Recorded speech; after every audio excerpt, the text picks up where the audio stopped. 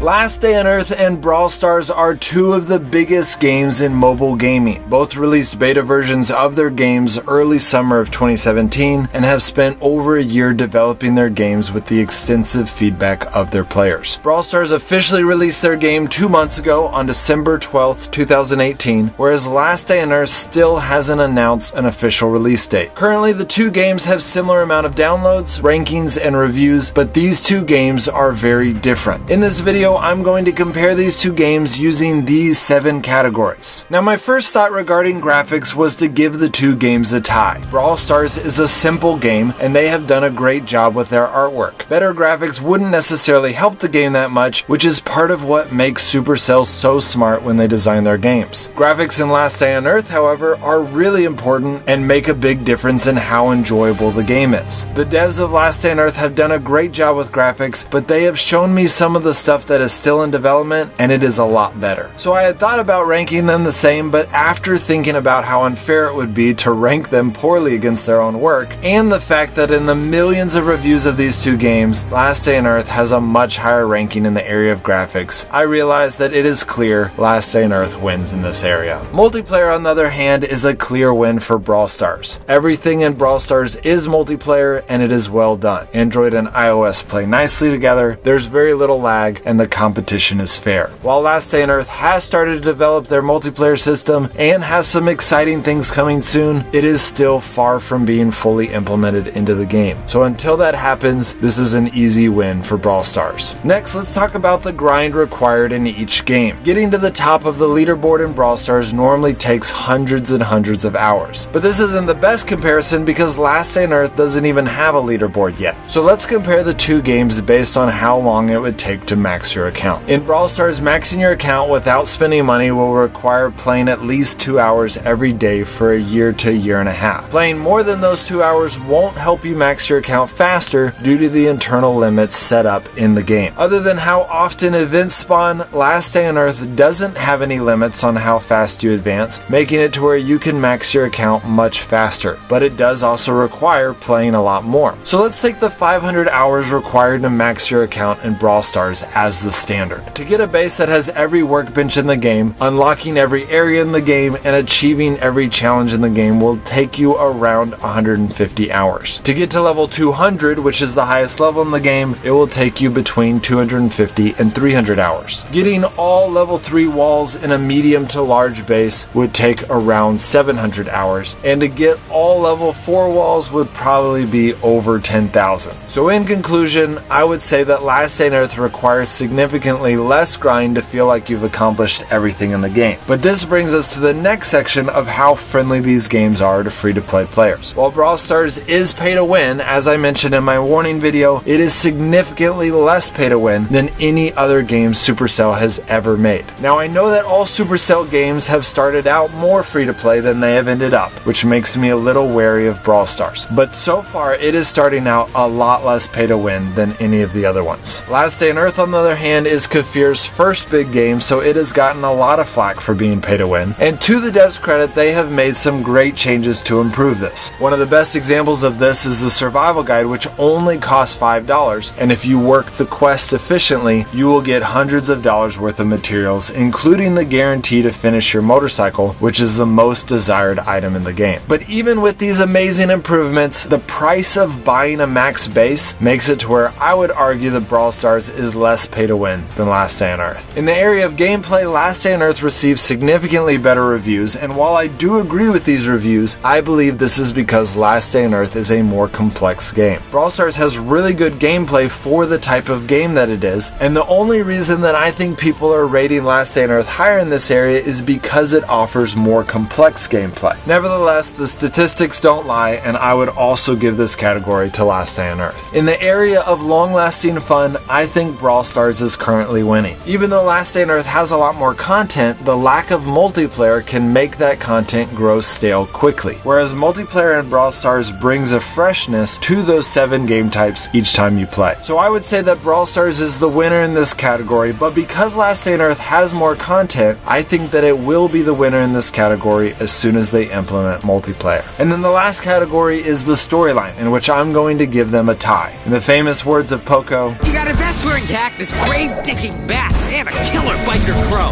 Oh, and if you stop to explain, you're a goner. And while Last Day on Earth does have an occasional story hidden among quests, it doesn't really have a storyline either. So I'm going to give the two games a tie in this category, but I do think that Last Day on Earth has a lot more potential in this category. Brawl Stars could come up with some really cool short stories that would be a lot of fun to watch, but if Last Day on Earth wanted to, they could come up with some amazing storylines like the ones found in similar games like Grim Soul or Prey Day Survival. Well, that's it guys. Hope that helps. Sorry I haven't been posting a lot lately. The first month of every college semester is especially busy for me in my normal job, so hopefully now that things are settling down, I will be able to start posting more videos soon. Alright guys, I'll see you next time.